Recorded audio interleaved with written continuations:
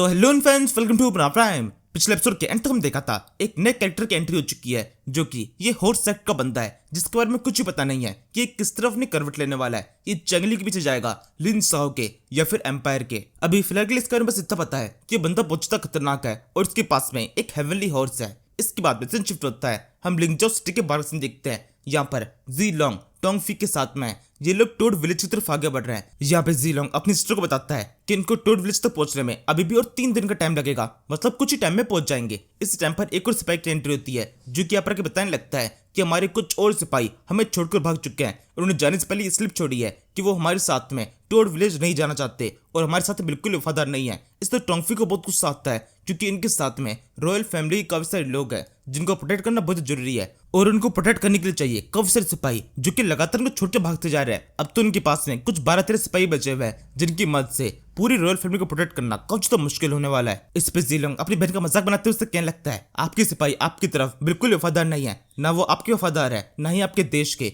उनको जरा सा मौका मिला वो तुरंत यहाँ से भाग गए। टोंगफी बोलती है, हाँ बिल्कुल तुम ठीक कह रहे हो और ये चीज मैं समझ भी सकती हूँ। हम यहाँ से जिस तरफ जा रहे हैं उनमें से किसी को भी वहां पर जाना बिल्कुल पसंद नहीं आएगा। इस पर जी लोंग बोलता है, ये बात भी ठीक है, जो टोड विलेज है पूरी दुनिया के हिसाब से टोड विलेज एग्जिस्ट भी नहीं करता है। टोड विलेज बस एक जगह है जहां पर बैंडिट्स ने अपना कब्जा करके रखा है, इसलिए कोई भी अच्छी फैमिली के लोग उस जगह पर जाना पसंद नहीं करते हैं। लेकिन आपको चिंता करने की जरूरत नहीं है, आप चाहे तो हमारे टोड विलेज को ज्वाइन कर सकती है। कुछ ही टाइम के अंदर आपको वो अच्छा लगने लगेगा, आपको वहां पर काफी अच्छी जिम्मेदारी दी जाएगी और वो सारे काम अगर आप ठीक से करती जाएगी तो आपकी पदोन्नति भी लगातार होती जाएगी। इस पर टोंगफी का मुंह उतर जाता है। उससे याद आता है उसने सेम ऐसी बातें एक बार जी लोंग से की थी। वो जी लोंग को अपने ग्रुप में शामिल करना चाहती थी। ये सारी बातें बोलकर वो उससे कहने लगती है, क्या तुम वही बातें मुझसे रिपीट करना चाहते हो? इस पे जी लोंग हंसते बोलता है, नहीं नहीं, मेरा ऐसा कोई उद्देश्य वगैरह नहीं था, लेकिन फिर भी अगर ऐसा कुछ हो जा रहा है तो काफी अच्छा लग रहा है। देख रहे हो वक्त का पहिया किस तरह से घूम रहा है। एक टाइम पर सेम ऐसा ही ऑफर आपने दिया था, आप मुझे अपने ग्रुप में शामिल करना चाहती थी, लेकिन अब सेम ऐसा ऑफर आपको मिल रहा है और आप हमारे ग्रुप में शामिल होने वाली है। इसी के साथ हम टोंगफी गुस्सा और भी ज्यादा बढ़ने लगता है। उसको जी लोंग पे बहुत ज्यादा गुस्सा आ रहा है। वो याद कर रही होती है उस टाइम को जिस टाइम पर वो जी लोंग को ऑफर दे रही थी और जी लोंग ने साफ मना कर दिया था।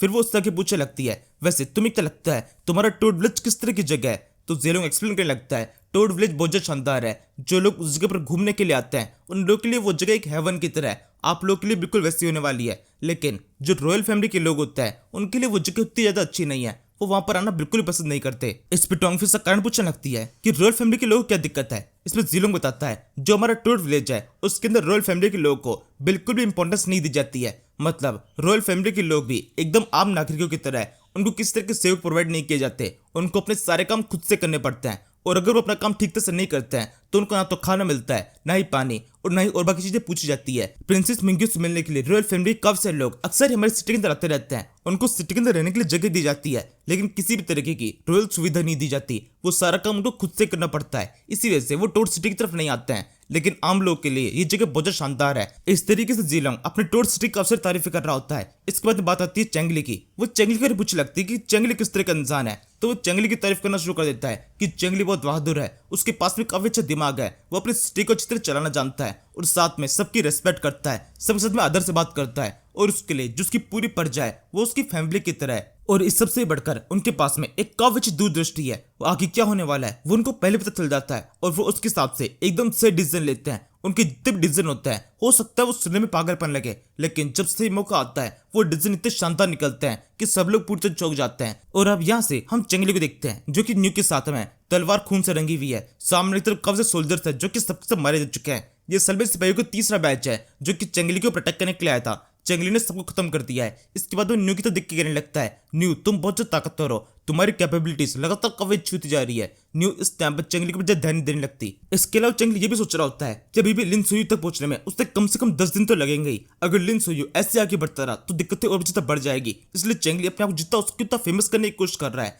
ताकि ये खबर लिन सुयू के पास से पहुंच जाए कि चेंगली उसको ढूंढने की कोशिश कर रहा है, ताकि वो उसी जगह पर रुक जाए या फिर चेंगली की तरफ बढ़ना शुरू कर दे। वरना इसी तरीके से तो वो आगे बढ़ता जाएगा और चेंगली उसके पीछे पीछे बढ़ता जाएगा और ये रेस कभी खत्म नहीं होगी। इसी समय हम देखते हैं कि कोई दूर से दूरबीन से लोगों के ऊपर नजर रखा हुआ होता है। ये एक छोटी सी लड़की है और इसके अलावा एक और मॉन्क इस जगह पर एंटर करता है, जो क्या बात बोलने लगता है, मैं एकदम शांति चाहता हूँ, यहाँ पर तुमसे लड़ने के लिए नहीं आया हूँ। तुम्हारा नाम चेंगली है ना? मैं तुम्हारे बारे में काफी कुछ जानता हूँ। चेंगली बोलता है, अच्छा तो काफी कुछ जानते हो, तो फिर अब अपने बारे में बताओ, तुम कौन हो और यहाँ पर किस लिए आए हो? इस पे ये मंक बोलता है मुझे यहाँ पर तुम्हें गाइड करने के लिए भेजा गया है और मुझे भेजा है ग्रीन लीफ मंक ने। चंगली बोलता है मुझे गाइड करने के लिए, तो ही बताओ मुझे क्या करना चाहिए। इससे मंक बोलता है यहाँ से आगे की तरफ नहीं बढ़ना चाहिए, तुम्हें जाना चाहिए यहाँ से वेस्ट की तरफ। चंगली कहता है वेस्ट की तरफ से तो मैं आ रहा हूँ, अगर मैं ऐसे वापस लौट जाऊंगा तो मेरा मिशन पूरी तरह फेल हो जाएगा, तुम ये किस तरह से मुझे गाइड कर रहे हो। इससे मंक बोलता है जो आगे का रास्ता है वो बहुत ज्यादा खतरनाक है, अगर तुम ऐसे वापस लौट जाओगे तो तुम्हारी लाइफ कब जितनी लंबी हो सकती है। आगे की तरफ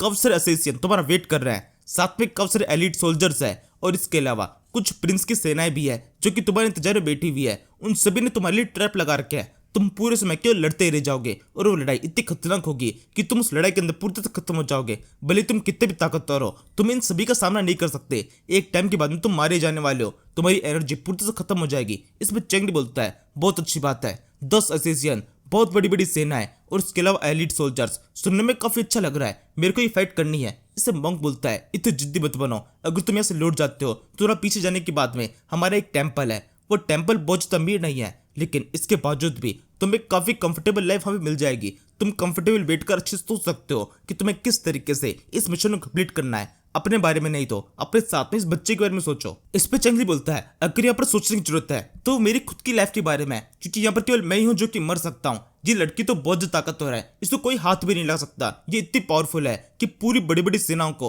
अकेले के दम पे खत्म कर सकती है। इसलिए इस लड़की के बारे में न सोचो तो ही मेरे लिए बेहतर है, मैं केवल अपने बारे में सोच रहा हूँ और मैं ये सोच रहा हूँ कि मुझे यहाँ से आगे बढ़ना चाहिए। और इसके अलावा मेरे मन में एक सवाल है, क्या आप उसका जवाब दे सकते हैं। मंक बोलता है हाँ बिल्कुल सवाल करो। चंगली बोलता है तो सवाल ये है, जो आपने नाम लिया ग्रीन लीफ मंक, वो बहुत ज्यादा बड़े इंसान है, वो एक बहुत बड़े बुद्धिस्ट है और मैंने उनका नाम कई बार सुना है, तो मुझे ये बताओ कि तुम जैसे इंसान को उन्होंने अपना शिष्य कैसे बना रखा है, तुम तो एक डीमन मॉन्क को। ये कहते चंगली पे स्वर निकालकर इस बंदे की तरफ पॉइंट कर देता है और तुरंत ही बंदा समझ जाता है कि इसकी पोल खुल चुकी है, इसको पता चल चुका है कि वो असल में है क्या। वो चिल्लाते बोलने लगता है सब के सब एक साथ इसको प्रोटेक्ट करो। असल में चंगली को यहाँ पर एक स्क्रीन विंडो शो हो गई थी जिसे सब कुछ पता चल गया और इसी टाइम पर झाड़ियों में से कब सारे लोग वहां से बाहर निकलते हैं और एक साथ में चंगली को प्रोटेक्ट कर देते हैं। चंगली पीछे तरफ कूदकर अटैक को डॉच कर लेता है और न्यू से बोलता है न्यू इस फाइट के अंदर तुम शामिल मत होना, इस फाइट को मैं अकेला देख लूंगा। इसी से हम देखते हैं ये लड़की भी यहीं पर छुपी हुई है, अपनी किताब के अंदर ये सब कुछ लिखती जा रही है और यहाँ पर जो कुछ भी हो रहा है चंगली की लाइफ के अंदर, चंगली जिस जिस तरीके से लिंसा को ढूंढने की कोशिश करने वाला है वो सब कुछ अपनी किताब के अंदर लिखती जा रही है। और उस टाइम बहुत खुश है, वो सोचने लगती है आखिरकार वो सीन आया जिसका मैं काफी लंबे टाइम से इंतजार कर रही थी। चंगली का सामना 4 ताकतवर मॉन्क्स होने वाला है जो कि चारों इतने ताकतवर है कि अगर चंगली ने जरा से भी गलती कर दी जो तुरंत ही उसको खत्म कर देंगे। अब या तो मेरी स्टोरी खत्म होगी, चंगली मारा जाएगा, या फिर एक शानदार चैप्टर खत्म होगा जिसके अंदर चंगली इन चारों मॉन्क्स को खत्म कर देगा। इसी समय धूल में ये चारों मॉन्क दिखाई दे रहे होते हैं, इनमें से एक बोलने लगता है चंगली हमने तुम्हारे बारे में काफी सारी तारीफें सुनी है, सबसे ज्यादा तारीफ तो ये सुनी है कि तुम बहुत ज्यादा हैंडसम हो और बहुत सारी लड़कियां तुम्हें बहुत ज्यादा पसंद करती है। जिसको चंगली चौंक जाता है कि एक मॉन्क इस तरह की बातें क्यों कर रहा है। मॉन्क कभी भी लड़की के बारे में कोई बातें नहीं करते हैं, ना ही किसी के रूप के बारे में बातें करते हैं। इसके बाद जब दूर लड़ते दिखाई देता है ये सारे मॉन्क एकदम ही अलग से अंदाज में खड़े हुए हैं एक शानदार पोज में और खुद को जितना उसके उतना हैंडसम दिखाने की कोशिश कर रहे हैं। फिर वो चंगली से आके बोलते हैं आज प्रूफ हो जाएगा कि कौन ज्यादा हैंडसम है। और अब इसी के साथ में चंगली पसीने छूटने लगते हैं कि यहाँ पर ये क्या होने वाला है, ये लोग मुझे मारने के लिए आए थे या फिर किसी कंपटीशन वगैरह के लिए, मुझे इनसे कोई कंपटीशन नहीं करना है, ये फालतू की क्या बकवास हो रही है।